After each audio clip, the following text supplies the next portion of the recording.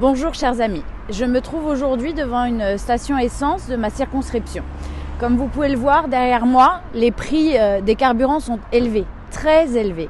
1,93 € pour 1 litre de samplon 95, 1,95 € pour 1 litre de gasoil, 2,03 € pour 1 litre de samplon 98.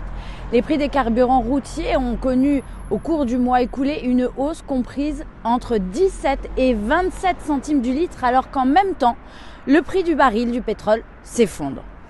L'explication est simple. Les taxes représentent 60% de ce que les automobilistes paient pour faire le plein de leur véhicule. 40% ponctionnés par la taxe intérieure de consommation sur les produits énergétiques, la TICPE, et 20% par la TVA. Prenons l'exemple d'une personne qui fait un plein de 40 litres de diesel par semaine pour aller travailler. Cela représente environ 180 € de taxes chaque mois. À côté de cette somme exorbitante, l'aide annuelle de 100 € du gouvernement pour l'achat de carburant est bagatelle. Ce n'est même pas assez pour payer 2 pleins par an.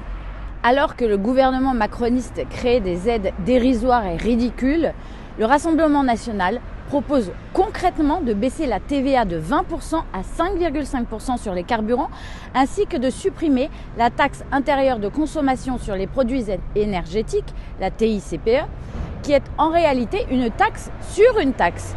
Ces deux mesures feraient par exemple baisser le litre de gasoil aujourd'hui 1,5 €.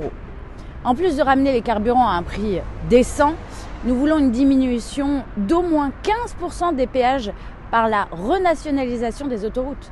Surtout, nous dénonçons la nouvelle hausse injustifiée de presque 5% du prix des péages par les concessionnaires d'autoroutes qui engendre d'énormes profits sur le dos des Français. Un récent rapport de l'inspection des finances affirme d'ailleurs que le prix du péage pourrait être baissé de 60% sur les 2/3 du réseau.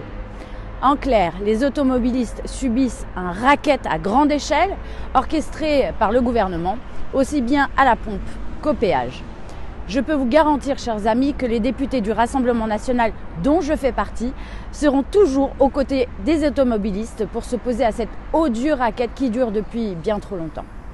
Malgré la bataille que nous menons contre l'infâme et injuste réforme des retraites, nous, au Rassemblement national, nous n'oublions pas votre pouvoir d'achat et les fins de mois difficiles que de trop nombreux Français subissent.